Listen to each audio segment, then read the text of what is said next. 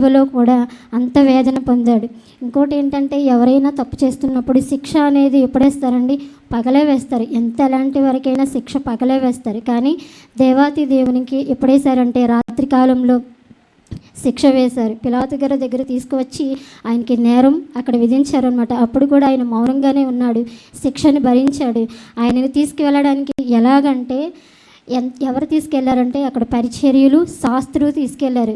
ఎవరికైతే రాళ్లను రొట్టెలుగా ఆహారంగా ఇచ్చాడో దేవుడు, వాళ్ళని వీనికి సిలువ వేయుడి, సిలువ వేయడని కేకలు వేసి ఎంత దారుణంగా హింసించారంటే, ఆయన పొడవాలి, సిలువ మీద పెడుతున్నప్పుడు ఆయన కొరడాలతో కొట్టాలి, ఆయన ప్రక్కన పొడుస్తూ ఉండాలి, ముళ్ళ కిరీటం పెట్టాలి, చాలా అంటే చాలా హింసించారు.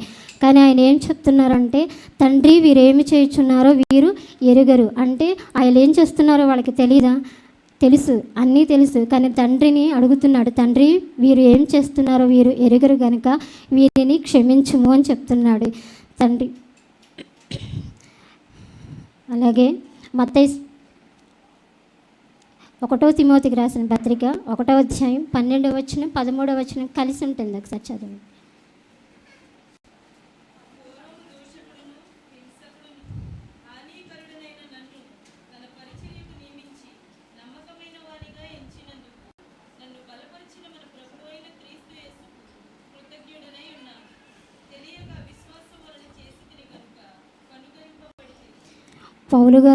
పౌలు గారు కూడా మన కోవకు చెందినవారే. ఫస్ట్లో కూడా ఆయన పూర్వము దోషకుడును, హింసకుడును, హానికరుడైనను తన పరిచర్యను, అంటే దేవుడి గురించి తెలుసుకున్న మునుపు, అంటే మనం కూడా ప్రతి విషయంలో ముందు, ఏదైనా విషయం ముందు మనం చేస్తాం, తర్వాత ఆలోచించుకుంటాం. అలాగే తెలియక మనం కూడా చాలా అన్ని విషయాలు తెలియకే చేస్తూ ఉంటాం. మన ఇతరులను ద్వేషించడం కానీ, దూషించడం కానీ, మాటకు మాట అనడం కానీ, మూర్ఖత్వం, మొండితనం మనలో చాలా గట్టిగా ఉంటాయి. అవి ఏంటి, వేటితో పోలిస్తున్నాడంటే, ఇది ఎలా వచ్చింది? తెలియక చేసాం కాబట్టి ముందు. తర్వాత ఏం వస్తున్నాడు, నీ తెలియక అవిశ్వాసంతో వలన చేసావు కాబట్టి వాళ్ళు కూడా సిలువ వేయమని కేకలు వేశారు. వాళ్ళకి ఏంటంటే దేవుడు అంటే ఏంటో వాళ్ళకి తెలియక అవిశ్వాసంతో మాట్లాడారు. కానీ దేవుడిని తెలుసుకున్న తర్వాత కనికరించబడ్డారు. ఎలాగంటే 300 మంది అక్కడ సిలువ వేయము అని కేకలు వేశారు. కానీ అదే ప్రజలు 3000 మంది అక్కడ దేవుని గురించి, దేవుని పరిచర్య గురించి, దేవుడు నిజమైన లోకరక్షకుడు, ఇంతలా దేవుడిలో ఇంతలా హింసిస్తున్నా ఆయన దేవుడు ఏమీ తెలియదు అని దూషించారు. మనం కూడా దేవుడు క్షమించాడని అక్కడ 3000 మంది తర్వాత ఆయన గొప్పతనాన్ని తెలుసుకుని రక్షణ పొందుకున్నారు. నమ్మినట్లయితే హల్లెలూయా చెప్దామా? నిజంగా ఎంత గొప్ప దేవుడు అండి దేవుడు. నిజంగా కనికరంతో ఆయన అందరినీ క్షమించగలిగే దేవుడు. నిజానికి దేవుడిని మనం నిజంగా గుర్తించలేకపోతున్నాం. ఆయన చేసిన దానికి మన ప్రతిఫలం ఏమి ఇవ్వలేకపోతున్నాం. బలారాధన అంటే తీసుకుంటున్నాం, మళ్ళీ క్షమాపణ గురించి మళ్ళీ అడుగుతున్నాం, మళ్ళీ అదే చేసుకుంటూనే వెళ్ళిపోతున్నాం. ప్రార్థన అనేది మన జీవితంలో చాలా అమూల్యమైనది.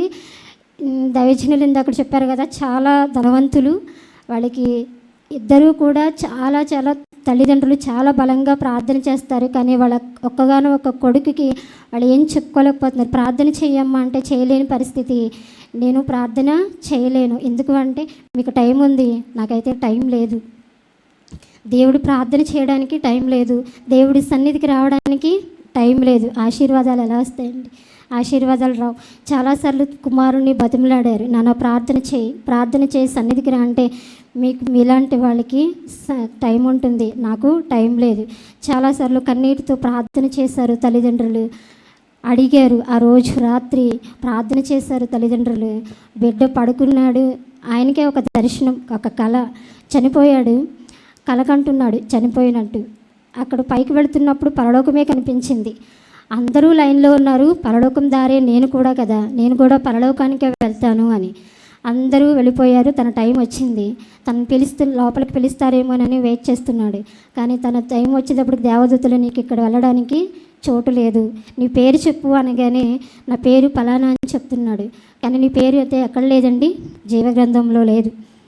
తన పేరు జీవగ్రంథంలో లేదు. ఎందుకు లేదు? మా తల్లిదండ్రులు కన్నీటితో ప్రార్థన చేశారు, నేను ఎంతగానో దీవించబడతాను కదా, నా పేరు ఎందుకు లేదు అని అడిగాడు. ఇది రాసేదైతే నేను కాదు, పరలోకపు తండ్రి ఆయన్ని పిలవండి అని అడిగారు. ఆయన వచ్చాడు. వచ్చి మాట్లాడుతున్నారు, ఏంటమ్మా నీ బాధ అని. నా తల్లిదండ్రులు నేను పుట్టిన దగ్గర నుంచి ప్రార్థన చేస్తున్నారు, ప్రార్థనలో నడుస్తున్నారు, మరి నా పేరు నీ జీవగ్రంథంలో నువ్వు ఎందుకు రాయలేదు అని అడిగాడట. అప్పుడు దేవుడిచ్చిన సమాధానం, నేను రాయాలనుకున్న ప్రతిసారి నీ పేరు వచ్చేటప్పటికి నాకేం లేదన్నాడండి, టైం లేదు. నీ పేరు రాయాలనుకున్న ప్రతిసారి కూడా నేను రాద్దాం అనుకున్న ప్రతిసారి నాకు టైం లేదు అని చెప్పాడట. వెంటనే తుల్లిపడి లేచాడంట ఆ బిడ్డ. ఇది నిజం కాదు, నేను ఏం చేయాలి అని అప్పుడు నిర్ణయించుకున్నాడు. నేను ప్రార్థన చేయాలని వెంటనే తన తల్లిదండ్రుల దగ్గరికి వెళ్ళి చెప్తున్నాడట, నేను ప్రార్థనకి వస్తానమ్మా, ప్రార్థన చేసుకుంటాను అని. రాత్రికాల సమయంలో దైవజనులు చెప్పారు, తల్లిదండ్రుల బాటలో బిడ్డలు నడవాలని. తల్లిదండ్రులకే ప్రార్థన ప్రతిఫలం లేకపోతే, తల్లిదండ్రులకే ప్రార్థన రాకపోతే నువ్వు ఎలా ఆశీర్వదించబడతావు? నువ్వు ఎలా ఉంటావు? ఇంకా లోకంలోనే ఉంటావు, మూఢత్వంతో. యేసు ప్రభు అక్కడ నీ సిలువలో కార్చిన కన్నీళ్లకు, రక్తానికి నీ విలువ ఇవ్వలేకపోతున్నావు. నీ బిడ్డలను మార్చుకోవాలంటే నీ కన్నీటితో ప్రార్థన చేయాలి. అంత వేదన, అంత శోధన పడుతూ కూడా దేవుడు తన తండ్రికి ప్రార్థన చేయుచున్నాడు. నీతిమంతులతో పోల్చాడు. ఇప్పటికీ కూడా మనం చేసిన పాపాల నిమిత్తం ఆయన సిలువలో మరణించారు.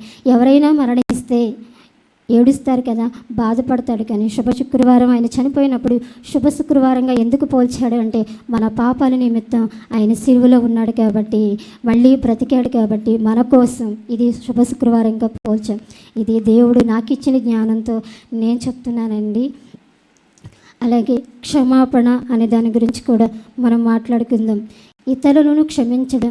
బళ్ళారాధన తీసుకుంటున్నప్పుడు ఈ వారమంతా, ఈ నెలంతా నేను ఏం చేస్తానో అని కన్నిటితో ప్రార్థన చేస్తున్నావు. నీ పక్కవారి గురించి నువ్వు వాళ్ళు దూషిస్తుంటే కనీసం వారి చీర తగులుతున్నా కూడా నువ్వు పక్కన నుంచో. ఎందుకంటే వాళ్ళతో నువ్వు మాట్లాడవు కదా, కాబట్టి నువ్వు పక్కకి జరిగిపోతూ ఉంటావు. మరి నీ క్షమాపణ, నీ క్షమాహృదయం అలవచ్చింది. మనం బల తీసుకోవడానికి అర్హులమేనా?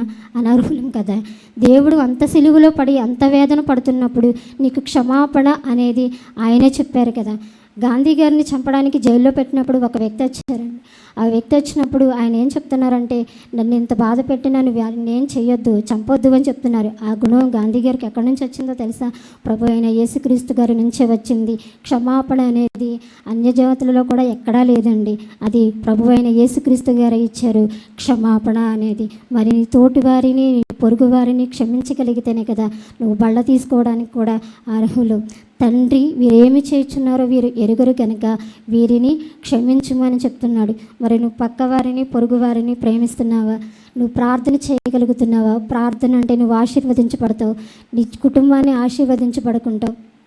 ప్రతినిత్యం కూడా నీకు ప్రార్థన అనేది చాలా విలువైనది. నువ్వు మరణ పడకల మీద ఉన్నప్పుడు కూడా నీ ప్రార్థన, కదలలేని పరిస్థితుల్లో ఉన్నప్పుడు కూడా నీ ప్రార్థన, నీ వేదనలో ఉన్నప్పుడు కూడా నువ్వు ప్రార్థన, నువ్వు సమస్యలు ఏడుస్తే ప్రార్థన చేస్తే ప్రతి ఒక్కదానికి కూడా తిరిగి జవాబు తప్పకుండా దేవుడు ఇస్తాడు. నీ కుటుంబాన్ని కూడా ఆశీర్వదిస్తాడు.